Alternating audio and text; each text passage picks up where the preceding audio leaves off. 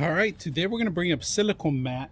Now this mat is huge. Like, look at this. I already got it dirty and everything, but the mat is perfect to put underneath your cars if you're working on them and you don't want to do some oil spills. This is perfect, and I'm gonna show you guys by spilling some water in here how I can retain it and keep it all in one area. And I like that it has a long lip on the side, so you don't have to worry about that part of it. So this is perfect for underneath the cars. All right, another great thing, like I said, spillages, anything, water,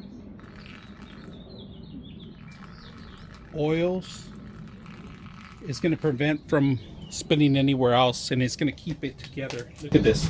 So anytime you look at this, and because it's silicone, it's going to keep it all in here. See that?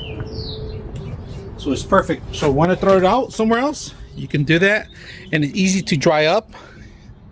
So I use this for not just for oil spills, but I've been using it for a lot of my projects. I've been doing DIY projects. Now, the great thing about this is you go hot glue through here. You could use crazy glue and also 3D printing objects, because I do a lot of sanding and I want to keep the sanding within the self and maybe cutting out some features. This is what I use it for, a lot more than that. So the best thing about that, this, you cannot put crazy glue on it. When I'm putting my models together with the crazy glue, it won't stick to the silicone. So that's another great thing I like about it. So if you guys are looking for a mat, not just for your cars, but for your other projects,